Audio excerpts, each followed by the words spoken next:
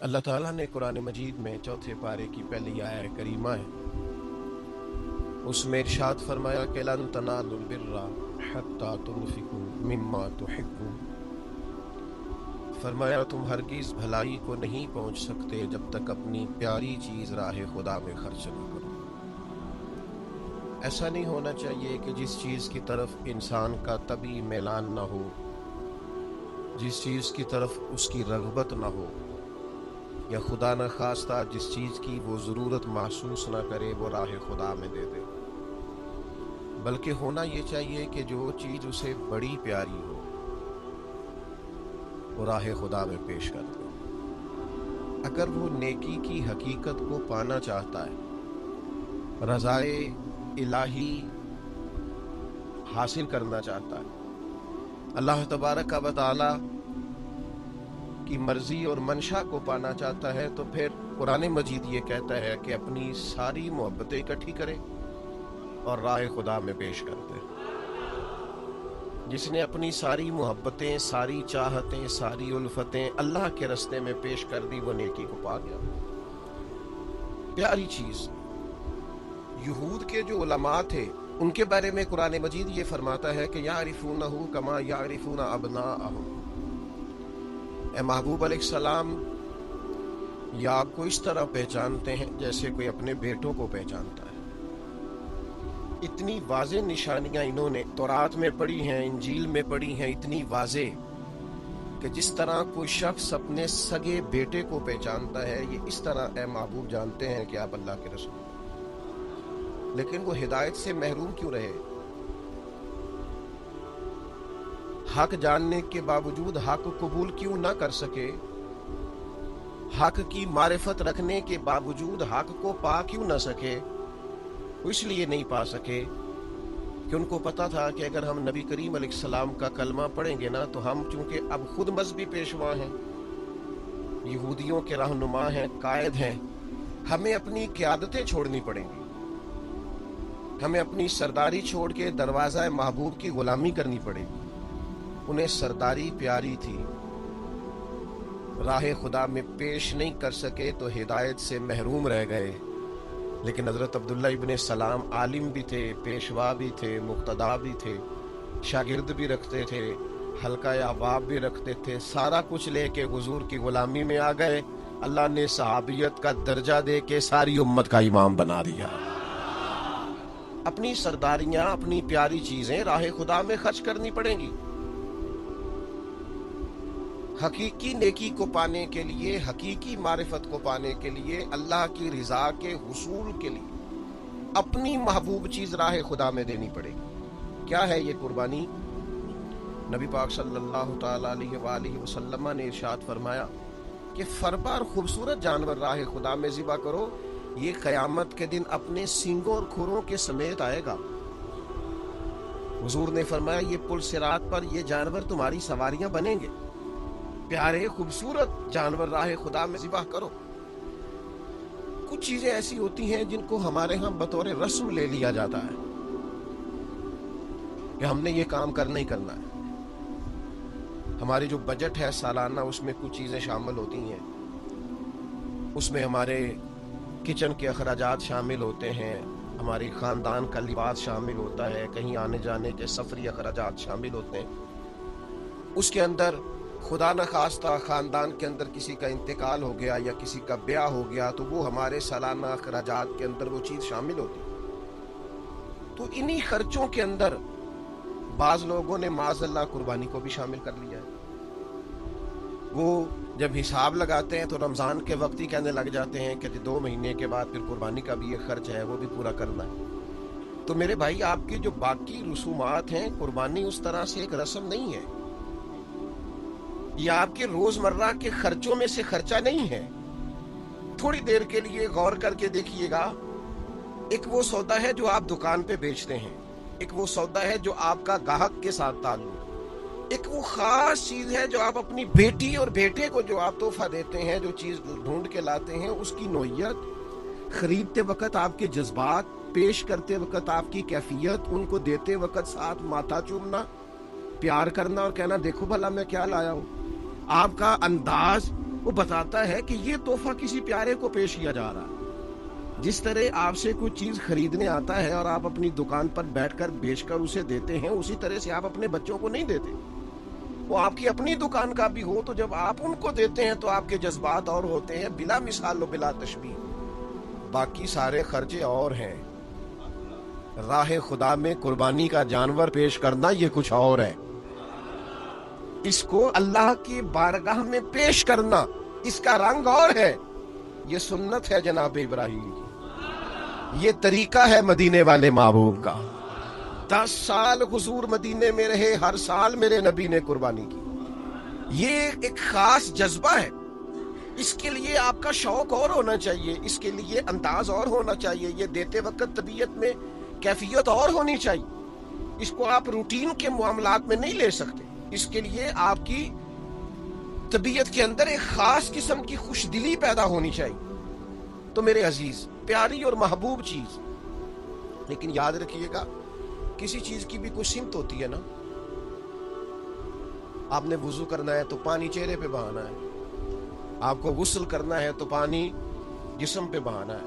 آپ کو حج عمرہ کرنا ہے تو سفر کرنا ہے بیت اللہ شریف کا، نبی کریم علیہ السلام کے روضہ نور کا.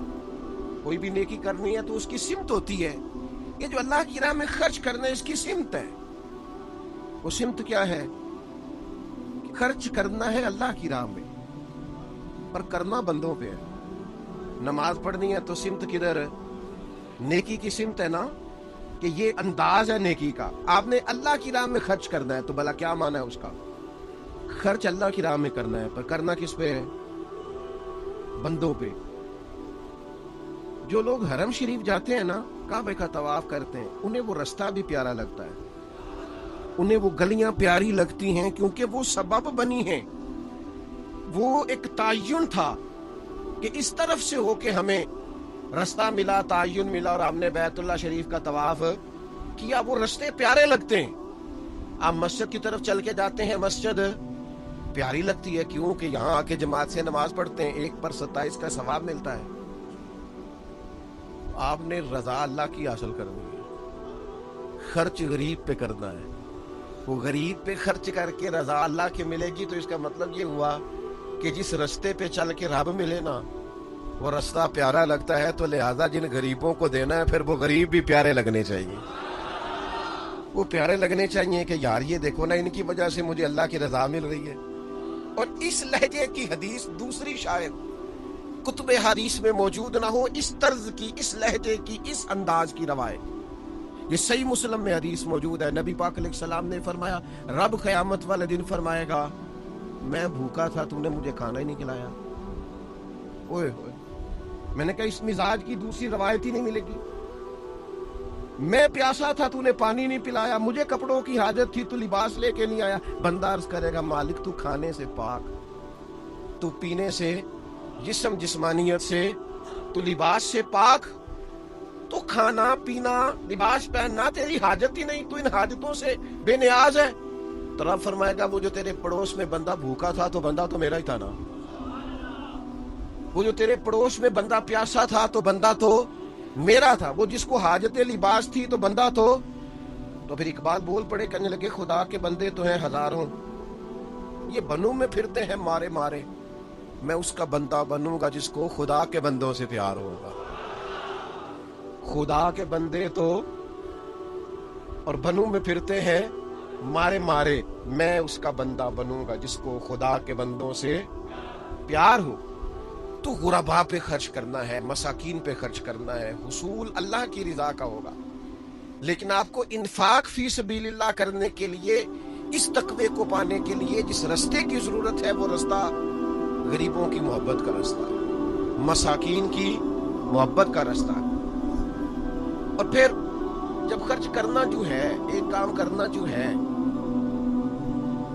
تو میں نے کئی دفعہ آپ سے عرض کیا ہے، تنگ آ کے بھی کام ہو ہی جاتا ہے، اور خوش ہو کے بھی کام. تنگ آ کے بندہ کرے تو تھک جلدی جاتا ہے، خوش ہو کے کرے تو تھکاوٹ سکون میں کر لیتا ہے. کام وہی ہے، آپ اس کا مزہ لے کے کریں، آپ اس کا سرور لے کے کریں، آپ اس کا ذائقہ لیں، آپ کا کام آپ کا شوق بن جائے. آپ کا کام آپ کی لگن بن جائے، وہ تھکائے گا نہیں، وہ لطف دے گا، اس کے اندر آپ کو محسوس ہوگا کہ خوبصورتی پیدا ہو گئی ہے، لذت آنے لگ گئی ہے۔ قربانی کرنی تو ہے، میرا خیال ہے جس سے خریدنے جائیں اس سے بھی نہ ہی لڑیں تو بہتر ہے، اور میرا خیال ہے کہ گھر میں لا کے بھی غصہ نہ ہی کریں تو بہتر ہے کہ وہ نئے پیسے قربانی تے لگ گئے۔ اور پھر یہ کہ جب آپ ذبح کریں تو ذبح کرنے والے کے ساتھ بھی اگر لہذا میٹھا ہی ہو تو میرا خیال ہے کریں گے، لینے آنے والے بھی بعض اوقات تنگ کریں گے، لیکن اگر انداز خوبصورت ہی ہو تو میرا خیال ہے زیادہ بہتر ہے۔ اور دیکھیں نبی پاک صلی اللہ تعالیٰ علیہ وسلم بات کر دیتے، لیکن بات کے اندر اس قدر جاذبیت پیدا ہو جاتی کہ لفظوں کو گویا حسن مل جاتا۔ حضور بولتے تو جیسے جملوں میں خوشبو پیدا ہو جاتی، جیسے الفاظ کو اندازہ ہوتا کہ ہماری بڑی قیمت ہے۔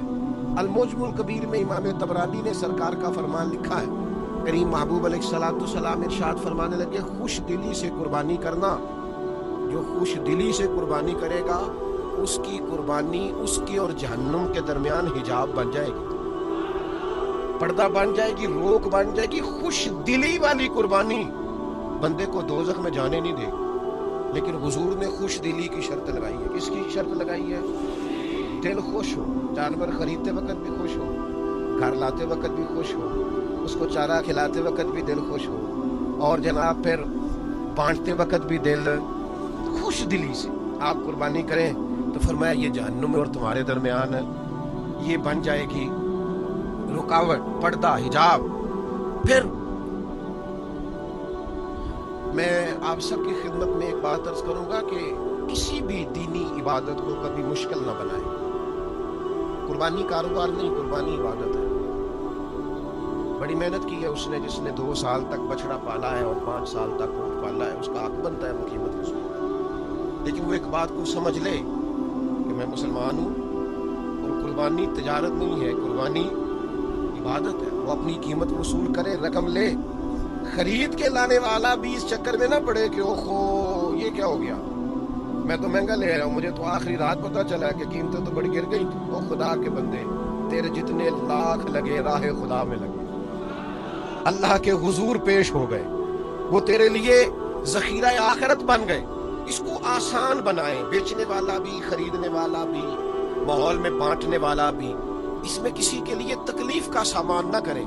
نہ چڑھائیں آپ فوٹو کہ میں نے یہ جانور خرید لیا ہے، فرض ہو گیا۔ سوشل میڈیا پہ کچھ اور چڑھا لیں، آپ بکرا لے لے کے ناراض نہیں ہونا مجھ سے۔ میں نے دیہاتوں میں وہ مائیں دیکھی ہیں جو گلی کے اندر چیزیں بیچنے والے کو کہتی تھی بھائی تو ذرا چپ کر کے لنگ جا، میرا منڈا ضد کر دے، پیسے نہیں ہیں میرے پاس، میرا بچہ ضد کرتا ہے، تو یہاں آواز نہ دے کہ تو کیا بیچتا ہے۔ وہ اس ڈر سے بچوں کو سلا دیتی ہے، وہ اس ڈر سے گلی میں پھر کھلونے بیچنے والا نہ آ جائے۔ تیری سوشل میڈیا پہ چڑھی ہوئی تصویر اگر کسی غریب اور مجبور باپ کو کٹہرے میں کھڑا کر دے اور اس کا نہ سمجھ بیٹا اور نہ سمجھ بیٹی اور چھوٹا بیٹا اور چھوٹی بیٹی اس کا پلو پکڑ کے پوچھے کہ ابا جی ہم نے قربانی کیوں نہیں لی، میں نے بھی فوٹو بنانی تھی، تو مہربانی کرو نا، ذرا مشکل تو نہ کرو دوسروں کی۔ میں نے پچھلے سال کہا تھا پوچھ دے کیوں ہو کسی سے کہ قربانی لی ہے کہ نہیں۔ آپ کو اگر سمجھ آ گئی ہے نہیں لی تو آپ طے کر لیں کہ میری لسٹ میں نام آ گیا گوشت اس کے گھر پہنچانا ہے۔ مشکل کیوں کر رہے ہیں لوگوں کو؟ مشکلات نہ پیدا کریں آپ۔ اب میں نے اتنے لاکھ کا لیا اور میں نے اتنے کروڑ کا لیا اور میں نے یہ کیا، یہ فخر کا باعث نہیں، یہ عبادت ہے۔ اور عبادتیں زیادہ اجر اس وقت دیتی ہیں جب چھپی ہوئی ہو، بندے کو پتا ہو یا اللہ کو پتا ہو۔ ہاں میں ایسے لوگوں کو جانتا ہوں، قربانی ان کی ہوتی ہے، بندی کسی اور کے ڈیرے پہ ہوتی ہے، ذبح کہیں اور ہو رہی ہوتی ہے، وہ کوشش کرتے ہیں کہ کسی کو خبر نہ ہو۔ تو میرے بھائی اس کو کسی قسم کی مشکل کا ذریعہ، ایک چھوٹی سی بات اور بھی ہے، ہم کو پتہ ہے کسائی کو بڑی جلدی ہوتی ہے عید والے دن، اور ہمیں بھی بڑی جلدی ہوتی ہے کہ پہلے میرا نمبر پہلے۔ میرا خیال ہے عید کا سارا دن جھوٹ بول کے نہیں گزارنا چاہیے۔ وہ کہے میں آیا اور آپ کہیں کتنی دیر میں، تو آپ کو بھی پتہ ہے کہ اگر اس نے کسی جگہ اور بھینسا یا بچڑا گرا لیا ہے تو وہ جلدی فارغ ہونے والا۔ ہم کیا کرتے ہیں بعضوں کا جھوٹ کی دنیا آباد کرتے ہیں. کسائی کو جلدی ہے, آپ کے گھر ہی نہیں آیا, اس نے آپ کے بعد بھی 2 جگہ پہ جانا ہے. اب سنو حدیث, مستدرک میں حدیث موجود ہے. نبی کریم صلی اللہ تعالی علیہ وسلم گزرے تو ایک شخص نے بکری کی گردن پر پیر رکھا ہوا تھا اور چھری تیز کر رہا تھا. اور یہ میں نے اپنی آنکھوں سے کرتے ہوئے دیکھا ہے. کسائیوں جانور کو سارے پکڑ لیتے ہیں اور پھر وہ چھری تیز کرنے لگتا ہے. مستدرک کے اندر حدیث موجود ہے, اس نے جانور کے گردن پر پیر رکھا ہوا ہے اور چھری تیز کر رہا ہے. حضور تشریف لے آئے, نبی پاک علیہ السلام نے فرمایا تم اسے بہت ساری موتیں دینا چاہتے ہو, کئی موتیں دینا چاہتے ہو اسے, چھری کہیں اور تیز کر, اس کی آنکھوں کے سامنے نہ کر, اور سارا انتظام مکمل کر تو پھر بسم اللہ اللہ اکبر کہہ کے اسے ذبح کر. لیکن وہ چونکہ جلدی بڑی ہے, چونکہ یہاں سے وہاں بھی جانا ہے, پھر وہاں سے آگے بھی جانا ہے, تو وہی شریعت نے 3 دن دیے, آپ کو ایک لمبا چوڑا وقت دیا ہے قربانی کے لیے. اور اب وہ دور نہیں ہے کہ سال بیت گیا گوشت نہیں کھایا, اب تو فریزر سارا سال بھرے رہتے ہیں. لہذا بہت اطمینان کے ساتھ یہ کام کیجیے. ایک اپیل اپنی طرف سے بھی کرنی ہے. صفائی نصف ایمان ہے. طہارت اسلام کا حسن ہے. دین اسلام کا اگر کوئی اور نام رکھا جا سکتا ہے تو دین پاکیزگی ہے, صاف ستھرا دین ہے. ہر نماز کے لیے تازہ وضو کرنے کا کہتا ہے, یہ اجلے لباس کی بات کرتا ہے, یہ خوشبو کو سنت کہتا ہے, یہ مسواک کی محبت دلاتا ہے.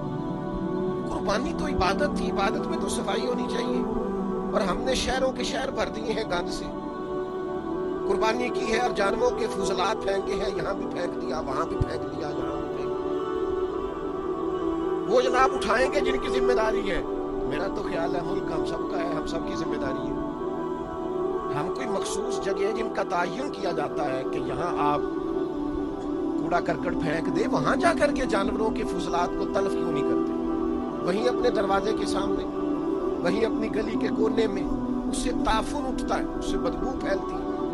تو یہ مسلمان کا مزاج نہیں ہے. کوشش کریں کہ قربانی بھی ہو اور عبادت تو بات ہی چونکہ صفائی کی کرتی ہے, تو اس کے ساتھ ساتھ صفائی اور طہارت کا بھی خیال ہو, پاکیزگی کا بھی خیال ہو. پھر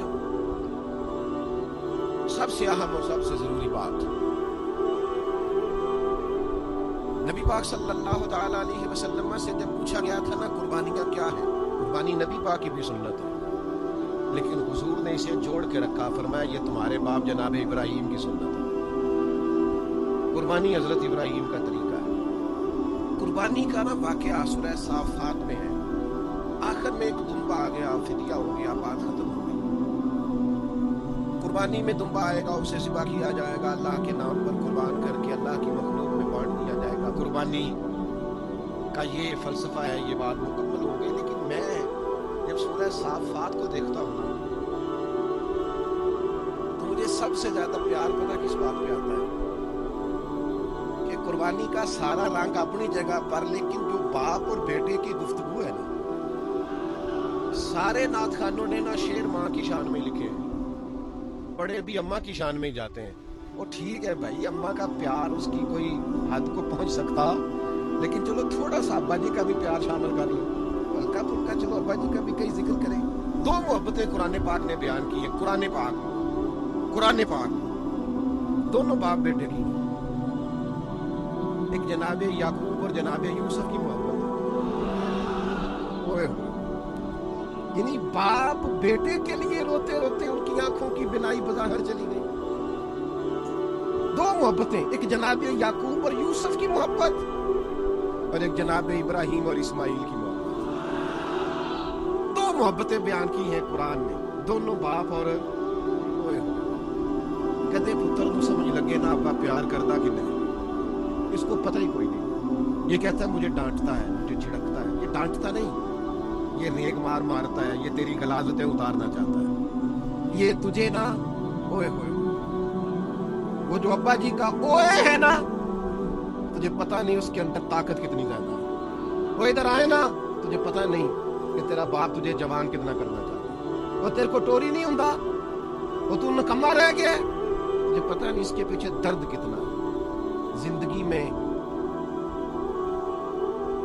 جو باپ کی جھڑکیاں سہ گیا نا انشاءاللہ کسی اور کی کھانی نہیں پڑے گی،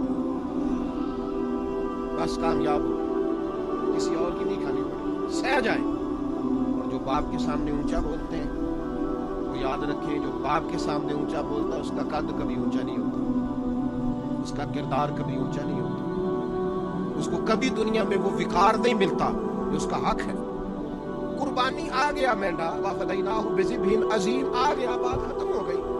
پر یہ ذرا باپ بیٹے کی گفتگو تو سنو کیا ہو رہی ہے، اے ذرا پیو پتر دی گلاں، سورہ صافات، باتیں اتنی پیاری تھیں باپ اور بیٹے کی کہ اللہ نے قرآن میں ذکر فرما دی۔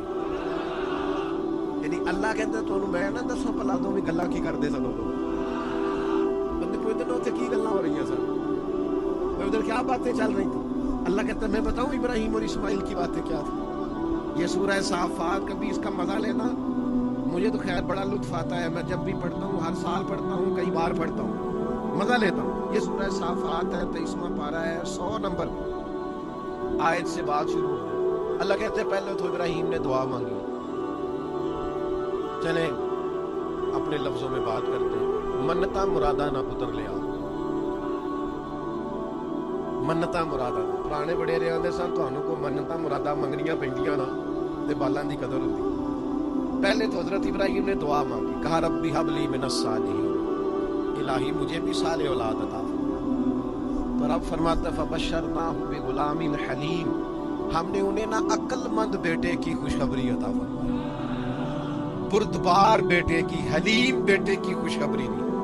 پہلے مانگا، مانگ کے لیا، فلما بلغ معہ السعی، اور پھر جب وہ ساتھ سعی کرنے کے قابل ہوا نا، دوڑ دھوپ کرنے کے قابل ہوا، ساتھ کام کاج کرنے کے قابل ہوا، ان میں نے پتر رل پیا ہے، اب بیٹا آ گیا ہے، اب خیر ہے، بچے بڑے ہو گئے۔ فلما بلغ معہ السعی، قرآن پڑھنا، اللہ کہتا ہے جب وہ حضرت ابراہیم کے ساتھ چلنے کے، دوڑ دھوپ کرنے کے قابل ہوئے، تو حضرت ابراہیم علیہ السلام نے کیا کہا؟ قال یا بنیا، کہا او میرے بیٹے، اوے پترا، او میرے پتر، ادھر آنا، بات سن۔ باپ بیٹے کی گفتگو ہے، میں نے کہا تھا اماں مجھ سے ناراض نہ ہو جائے، پر اس باپ بیٹے کی گفتگو میں اماں بھی شامل کوئی نہیں، اس میں اماں جی کا مشورہ ان کو شامل نہیں کیا، جناب حاجرہ اس میں موجود ہے۔ کہتے بیٹا ساتھ چلنے کے جب قابل ہو گیا، قال یا بنیا انی اری فی المنام انی اذبحک، کہا بیٹا میں نے خواب دیکھا ہے رات کو کہ میں تمہیں ذبح کر رہا ہوں۔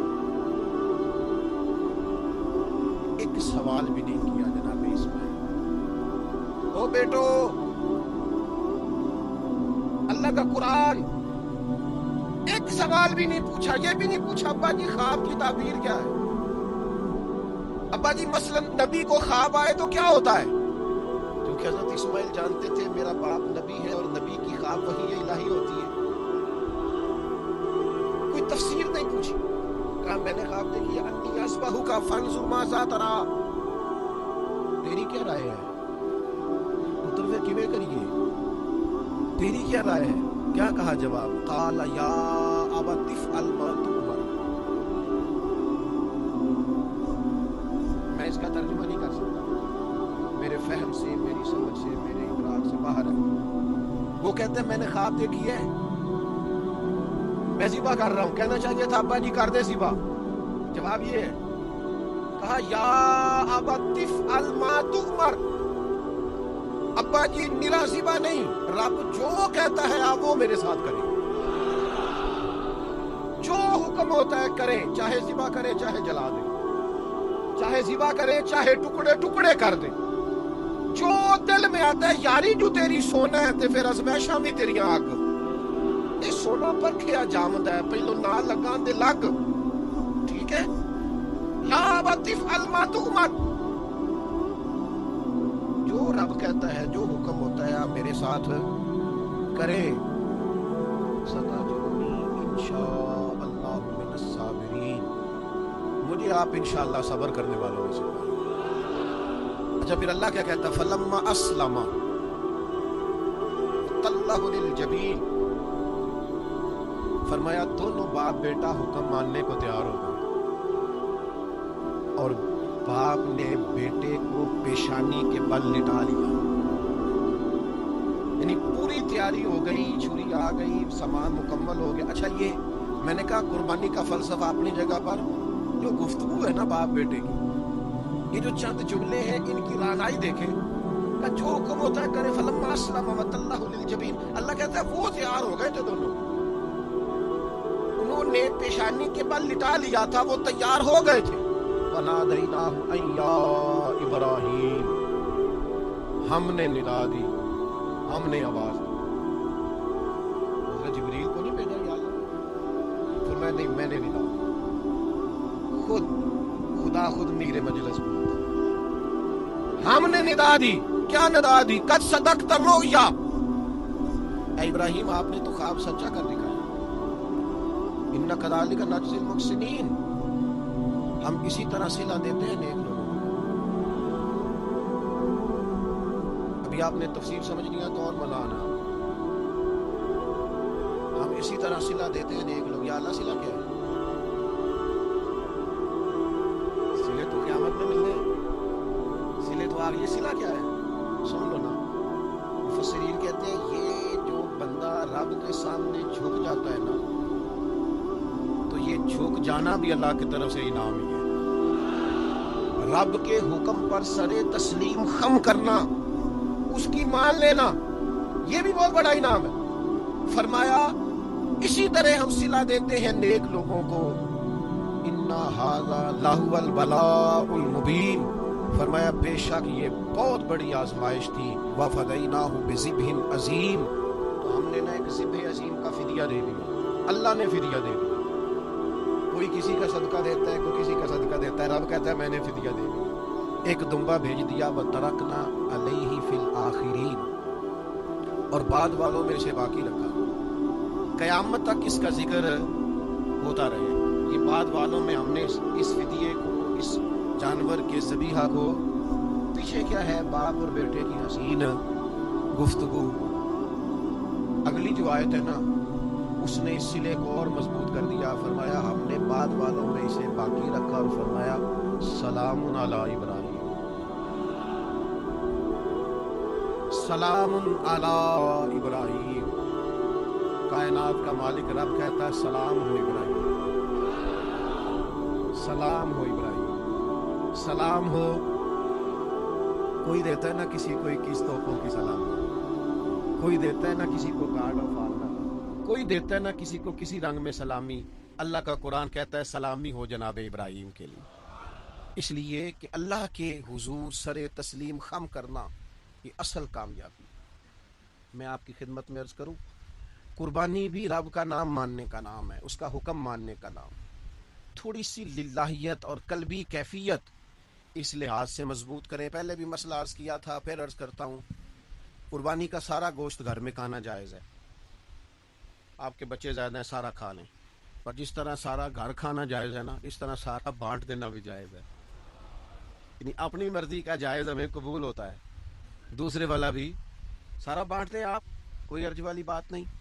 میں پھر بار دیگر آپ کی خدمت میں یہ عرض کروں گا، للہیت سے، خلوص سے، اور اللہ کی بارگاہ میں نہایت عاجزی کے ساتھ قربانیاں پیش کریں۔ اللہ تبارک و تعالی ہر ایک کی قربانی اپنی بارگاہ میں قبول کرے۔